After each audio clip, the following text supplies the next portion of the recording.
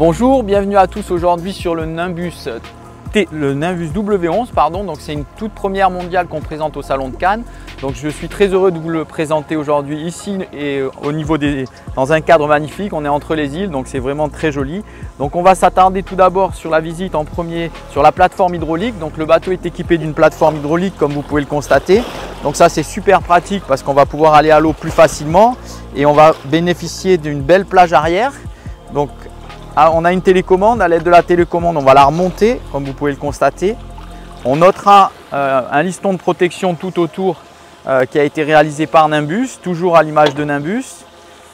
Voilà, on notera le liston ici. Ensuite ici l'accès pour l'échelle de bain. Ici on a des fixations pour l'annexe, donc l'avantage c'est qu'on va pouvoir mettre des annexes, donc ça c'est vraiment pratique. Voilà. Le bateau est équipé avec 2 x 400 chevaux, les V10, donc on atteint une vitesse de pointe de 48 nœuds, donc ça c'est vraiment très bien. Les moteurs sont plus silencieux que les V8, donc ça c'est génial. Alors l'avantage de cette plateforme hydraulique c'est qu'elle descend, donc ça c'est classique, mais elle monte aussi. Je vais vous montrer ça tout de suite. Voilà, regardez, ça c'est génial. Donc pourquoi c'est génial? Pour plusieurs raisons. La première, c'est que ça peut faire, si vous voulez, un système de passerelle entre guillemets. Donc je monte là, si le quai est haut, eh ben, j'accède directement au quai, donc ça c'est super. Les moteurs, l'avantage c'est que je peux encore lever les moteurs, donc comme ça je ne perds pas l'avantage des moteurs à bord qui est très important. Donc ça c'est vraiment super génial. Bravo à Nimbus, on l'avait demandé avec Patrick que ce soit vraiment un bon système au niveau de la plateforme hydraulique parce qu'il y a un peu de tout et c'est pas simple à trouver. Mais là je tiens à féliciter le chantier Nimbus parce que pour deux raisons. La première, c'est qu'on a cette plateforme hydraulique qui est immergée, qui descend dans l'eau, donc qui va faciliter la mise à l'eau des gens âgés ou pour mettre des jouets ou pour s'amuser, puis pour profiter d'un espace de vie sur la partie arrière. Ça c'est le premier avantage. Le deuxième, c'est qu'elle va se lever comme je l'ai précisé et on pourra donc lever les moteurs hors bord, donc ça c'est très important. Et le dernier point, c'est qu'on pourra mettre son annexe sur la partie arrière. On a déjà les crochets de fixation ici, donc ça c'est vraiment super. Et elle fait office de passerelle, donc pour accéder au bateau, quand vous êtes sur un quai qui est un peu haut, vous accédez très facilement sans avoir les inconvénients de la plage arrière. Donc c'est modulable, fonctionnel. Bravo à Nimbus et bravo aussi au fabricant qui a réalisé cette pièce qui est vraiment très bien. Voilà, à présent on va passer au niveau du cockpit. Donc ce dernier se caractérise sur la partie arrière, il est identique par rapport au T11. On a le grand coffre de rangement que je vais vous manipuler tout de suite. Donc il se manipule avec 2 vérins électriques. On a un double accès, soit cet accès ici, soit un accès par la partie arrière manuel. Et là, tout comme le T11, le gros avantage c'est qu'on peut mettre beaucoup de matériel. Comme vous pouvez le constater, il y a un espace qui est immense. Et en plus, alors ce bateau est équipé de l'option d'un gyro, c'est un gyro Quick MC2, donc qui est au centre. On l'a mis en fonction là, c'est pour cette raison d'ailleurs que le bateau ne bouge pas. Ça c'est une option qui a été installée. Donc ça c'est très bien. Ensuite, tout comme le T11, on a le dossier qui bascule vers l'avant, donc qui se transforme en bain de soleil. On reprend toujours cette idée de cockpit modulable, donc ça c'est vraiment très bien vu. On a la table ici qui se déploie. Voilà, donc on a un petit coin cosy ici qui est très mignon. Donc à la différence du T11, on a cet espace cosy ici, un peu plus sur la longueur. Et on a la cuisine qui est en face ici. Donc c'est tout aussi pratique que dans le T11. Simplement, on a une passe avant donc, qui est déportée, le sidewall qui est présent dans tous les modèles Nimbus badgés coupés. Donc ici, on va avoir les 2 feux gaz à induction ou au gaz. Ici, on a un double évier, donc très pratique.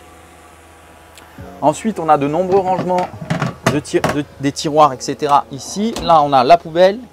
Ici, la vaisselle Nimbus, comme toujours, avec les verres, etc. Donc ça, c'est très bien vu. Ici, on va noter qu'on a un grand coffre de rangement. Donc ici, on a le local technique, comme toujours, avec l'emplacement des batteries, etc. Et la partie technique et les fusibles. Hop, sorry. Ici, hop. Pardon. Ici, yes. Ah, yeah. Là, on a un grand coffre de rangement. Voilà. Et après, on va vous montrer, hop, le bain de soleil. Voilà. Donc là, on a le grand bain de soleil, comme je le disais, donc qui se transforme, tout comme le Nimbus T11, donc, qui pourra accueillir 2 à 3 personnes. Donc ça, c'est très agréable. Sur la partie haute, ici, on a un coffre de rangement dans lequel se trouve le taux de camping arrière. Donc ça, c'est pratique, comme ça, on l'a à demeure, donc ça, c'est bien vu. On a aussi en option ici un petit portillon, donc pour bloquer l'accès à la partie arrière. Donc ça, c'est plutôt bien fait. On remarque aussi qu'on a 2 grands coffres de rangement où on pourra mettre les défenses. Ici, on a l'emplacement pour la petite douchette. Ici, chaud et froid. Prise de quai aussi ici. Là, on notera les fixations pour le taux solaire arrière, donc avec les piquets en carbone, flexible, très léger à mettre. On vous le montrera dans une prochaine vidéo. Ici, on a les taquets, donc ils sont montés sur contreplatine avec aucune vis apparente. Idem pour les mains courantes, comme toujours chez Nimbus. Ensuite, on va aller au niveau du tableau de bord. Donc au niveau du tableau de bord, on a un siège pilote qui est gainé avec du gel coat sur la partie arrière. Donc qui est réglable, hein, bien entendu. On a un support de pied ici. Donc on pourra naviguer comme ça. On peut naviguer debout également. Comme ça, on peut naviguer comme ça debout. Ça, la direction est réglable. Au niveau des écrans, on a 2 écrans de 12 pouces GPS. Donc ici, on peut noter qu'on a une interface pour le gyro, le Quick Gyro, pardon, qu'on peut éteindre et allumer. On peut vérifier comment il fonctionne. Donc là, il est à 100%, c'est pour ça que le bateau ne bouge pas. Ici, on a la cartographie. Ici, on a l'écran Mercury pour le contrôle des moteurs. Ici, on a un indicateur de position pour la plateforme hydraulique. Donc là, la LED est rouge puisque la plateforme est en hauteur. On a un GPO, les nouvelles commandes Mercury, le propulseur d'étrave, le système de flaps automatique Zipquake. Et au niveau de la musique, on est sur un JL Audio. Donc ça, on a changé de fournisseur. Ici, en option, on a la clim. Donc on a 2 sorties de clim ici et ici sur le côté. Alors on notera aussi que le pare-brise est le tableau de bord est très bien designé puisqu'il est très bas et donc il donne une excellente visibilité. On a un pare-brise qui est très grand et très enveloppant et très bien protégé. On notera les armatures en inox de qualité comme toujours chez Nimbus, surdimensionné mais vraiment très bien fait. On a en partie haute le toit ouvrant, donc le toit ouvrant électrique comme ceci. On notera sur la partie haute qu'on a des galeries pour pouvoir mettre un kayak ou un paddle comme on le souhaite. Donc ça, c'est très bien vu aussi. Voilà. Ensuite, en partie basse ici, donc on a un petit siège qui nous fait penser à l'époque au 34 Nova. Donc on a un siège ici avec un réfrigérateur en partie basse, un deuxième réfrigérateur en option ici. Voilà. Ensuite, on va aller dans la cabine. Donc au niveau de la cabine, le gros avantage, l'avantage par rapport au T11, c'est que comme on est sur une passe avant asymétrique, on a récupéré de la hauteur sur toute la partie bâbord. Et du coup, la grosse différence par rapport au T11, c'est qu'on a une grande hauteur ici. Et de ce fait, on pourra se coucher très facilement dans ce sens. C'était un petit peu le reproche qu'on avait sur le T11. En tout cas, c'était un petit peu la réflexion de certains clients. Donc du coup, là, on n'a plus la banquette à l'avant qui nous permettait malheureusement de baisser la hauteur. Là, on a une très belle hauteur, regardez, c'est super. Et sur les côtés aussi. Donc on a plus de volume au niveau de la cabine, ça c'est vraiment très bien. Par contre, comme toujours, au détriment de la passe avant bâbord, puisqu'on a une passe avant bâbord qui est plus petite. Donc ça, c'est un petit peu rien n'est parfait, j'allais dire, mais bon, voilà, c'est un choix. Je trouve que c'est très bien pour la cabine parce qu'il y a vraiment un très bel espace.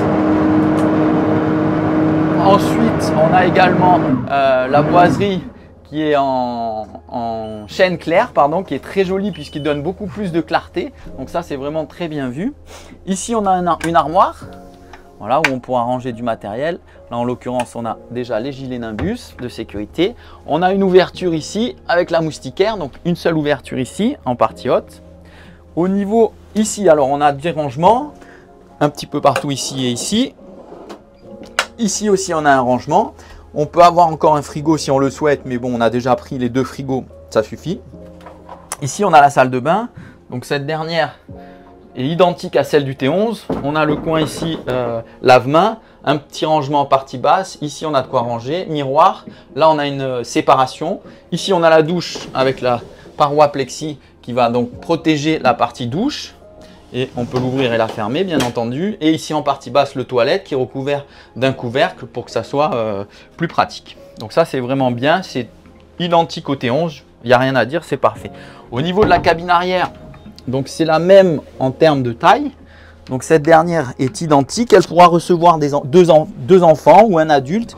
Alors le petit reproche, c'est toujours cette hauteur par rapport au lit, mais c'est une volonté pour avoir un centre de gravité qui est très bas et pour pouvoir optimiser les qualités marines, car Nimbus favorise d'abord les qualités marines, construit d'abord une coque et non pas l'inverse, c'est-à-dire fait un intérieur agréable et après adapte une coque. Nous, on fait d'abord la coque avec un V qui est très prononcé, un excellent passage en mer. Donc ça a aussi des contraintes, la preuve en est. On va maintenant passer sur le pont à l'avant. Donc maintenant, on va passer sur la partie avant. Donc comme je l'ai dit précisément, on a une passe avant qui est très grande et très large. Donc ça s'appelle Sidewalk. On a ça dans les coupés, dans la série des coupés. On le retrouve sur le W11. On l'avait déjà sur le W9. Donc je vous invite à passer sur la partie avant. Donc comme toujours ici, une belle plaque en inox qui permettra de faire les pleins d'essence ou de carburant et pour le réservoir d'eau noire.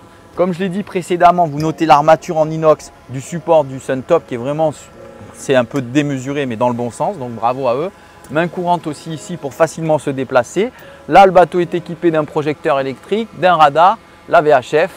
Donc le bateau est très bien équipé. Ensuite, on va aller sur la partie avant. Donc la différence par rapport au T11, eh bien, il n'y a pas de banquette sur ce modèle-là, mais par contre, on récupère plus de hauteur dans la cabine. Donc ça, c'est un gros avantage pour ceux… On reprend. Donc ici, par rapport au T11, donc on a le bain de soleil ici, tout comme sur le T11. Avec un avantage, c'est qu'on a le dossier qui est réglable. Comme ceci. Donc on peut le régler en plusieurs positions. Hop. Voilà. Donc là, on pourra facilement lire un livre et être très bien. La personne à côté peut rester allongée. Donc ça, c'est super pratique. Bravo à Nimbus. Je pense que beaucoup de nos concurrents le font, mais c'est une très bonne idée. Ça évite d'avoir des oreillers ou des coussins. Donc ça, c'est très bien. Ici, on en a parlé. Donc on a le hublot ouvrant. Et ici, cette fameuse strap qui est par rapport au T11. Donc sur le T11, elle est creusée pour faire la banquette. Là, elle n'est pas creusée pour faire la banquette. Par contre, elle est faite pour optimiser la partie avant de nuit pour bien y dormir. Ici, on accède au puits à chaîne. Donc comme toujours, le puits à chaîne est intégré, donc on a le guindeau électrique et l'an qui est intégré pour faciliter le passage du bateau, pour faciliter l'accès au bateau, excusez-moi. Ici on notera deux fixations pour une petite échelle qui est ici, donc on pourra bitcher le bateau si on le souhaite et descendre depuis l'avant puisque l'ancre est protégée. Voilà, écoutez, j'espère que cette vidéo vous a plu. Je vous dis à très bientôt pour d'autres aventures. Merci à tous et très bonne journée. À bientôt, merci, salut. Donc maintenant, on va faire un petit essai en mer avec Patrick. Donc on a fait une vidéo statique pour vous présenter le bateau. Maintenant, on va aller faire l'essai en mer avec le bateau. Donc sachez qu'il est équipé avec 2 fois 400 chevaux Mercury, donc les V10. Donc c'est une première mondiale. Le bateau est équipé également du GPO. On notera les 2 écrans, donc Simrad. Là, on vous a mis le contrôle des moteurs. Comme ça, on peut voir la vitesse ici et le régime moteur. Ici, on a l'indicateur pour la plateforme. Ici, le système Zipwake, donc c'est les flaps automatiques. Ici, la commande du projecteur électrique. Ce qui est très agréable également, c'est qu'on a la direction qui est réglable en hauteur, comme vous pouvez le constater.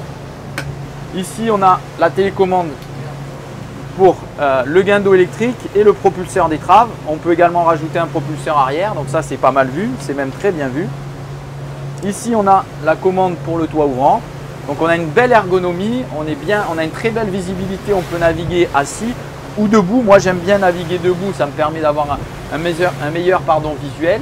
Donc on va faire un petit essai pour tester un peu comment le bateau se comporte. Donc on a un peu de vague mais un vent très faible. Donc on va aller, déjà on note que le bateau déjauge tout de suite, il garde tout de suite sa position à l'aide des flaps automatiques bien entendu. Donc là on est en limite de déjaugeage. On va accélérer un petit peu, juste pour le faire déjauger. Voilà, là on est déjaugé. Donc on a déjaugé à 12,5 nœuds. Donc ça c'est très bien parce que ça définit que la coque est très bien organisée et très bien étudiée puisqu'on déjauge à très faible vitesse. Le bateau va bien droit, donc on va accélérer encore un petit peu. On va se mettre à 4000 tours. Voilà, donc on va se mettre à 20 nœuds à peu près. Donc on notera comme il est très réactif et très doux au niveau de la direction. On peut le manœuvrer à une seule main, donc ça c'est super.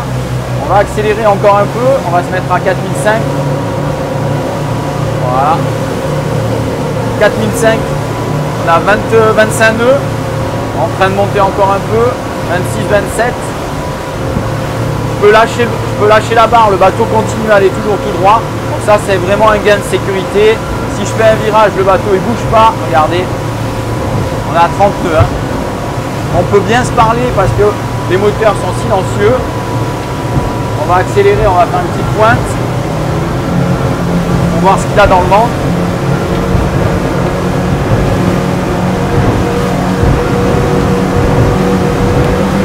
« 40 nœuds. 44 nœuds quasiment. 45. 46. Magnifique. 47 nœuds. Je lâche la barre et le bateau reste droit. Super. Vraiment. On fait un virage un petit peu serré. Le bateau ne bouge pas. Regardez ça. Vraiment magnifique.